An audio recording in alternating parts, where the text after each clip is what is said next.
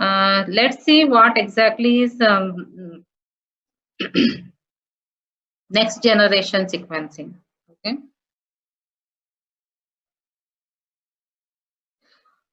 Next generation sequencing, now usually we colloquially called it as NGS like that. Okay, these are high throughput sequencing methods, and they include they are depending upon several principles like sequencing by synthesis. Okay, sequencing by synthesis means when we are synthesizing the sequence, means when there is during the polymerization, whenever there is polymerization happening, that time only the sequencing is happening. Even in the Sanger sequencing, it is happening like that, where the chain termination happens during the polymerization time, right? Whenever DNA is polymerized, that time only.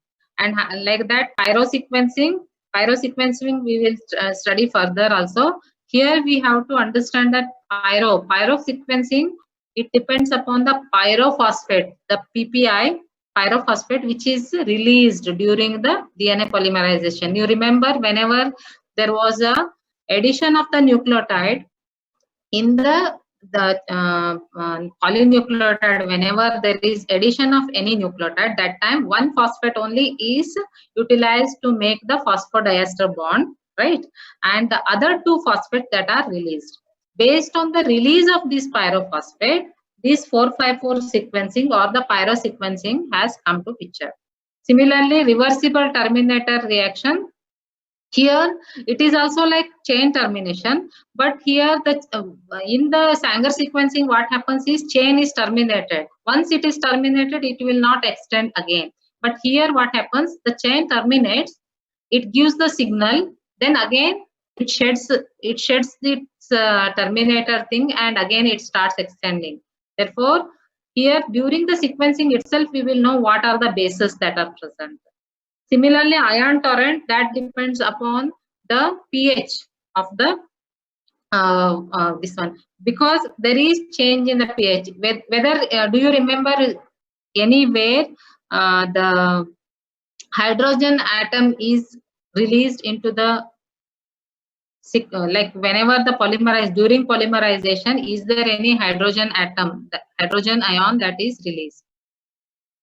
You think over it. Based on that, they have now made us based on the semiconductor technology, they have done these ion torrent method, where pH, that makes the difference.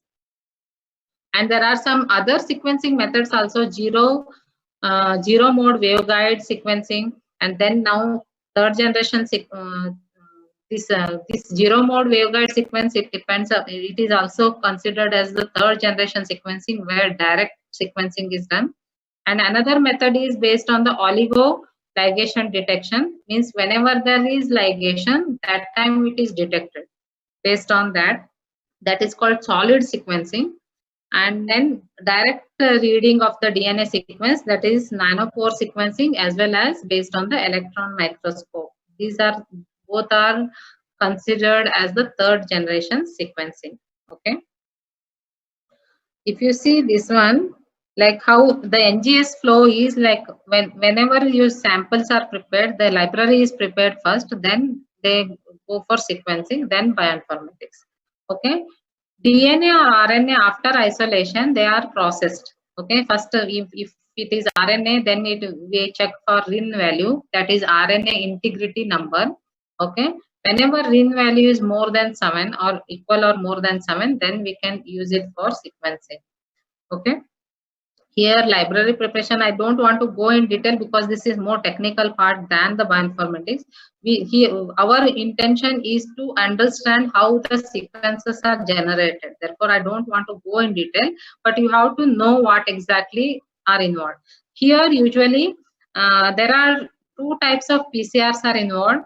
One is emulsion PCR, another is bridge PCR, like in Illumina. Okay. These are some machines that are utilized for the next generation sequencing. They are like company names. Roche. Roche is a company name. It was also taken over by 454 company, and therefore it was called as 454 sequencing. is based on the pyrosequencing. Then Illumina platforms are there, HiSeq, MySeq, NextSeq, now NovaSeq is there. Similarly, Life Technology, ABI Life Technology, there the genetic analyzer, 3500 genetic analyzer, that is main instrument for the Sanger sequencing. And they came up with ion torrent proton also and PGM platforms as well. Hope you have seen our like if you come to the lab after this lockdown period, you can visit the genomics workstation lab. There we have the ion torrent proton system, which is based on the pH. Okay. Similarly, PacBio and applied biosystems solid and genetic analyzers can be utilized. Okay, this is 196 well plate you have already seen, where Sanger sequencing only 96 was possible. But now pyrosequencing and reverse terminator sequencing we are using, where we can use, like, it is a chip based method, pyrosequencing, and reverse terminator is very small chip. Like you can see in here your marker pen, you know the dimension of the marker pen, and based on that size, you can see the chip size is this much for the pyrosequencing. Now, not many people are using pyrosequencing also, because the reverse terminator sequencing methods are more prominent and more user friendly, and also it gives more data than the pyrosequencing. Okay, these sequencing these things, they are called flow cells, and each flow cell, it looks like this. Each flow cell has like cells are there. Okay, lanes are there, 1 and 2 lanes, like that, lane 1, lane 2, like that, 8 lanes are there. And each lane will have the two cubical structures like this, several things, and in each they will be putting the sample. And so here in each of them we will have the DNA. Okay, this is HiSeq platform.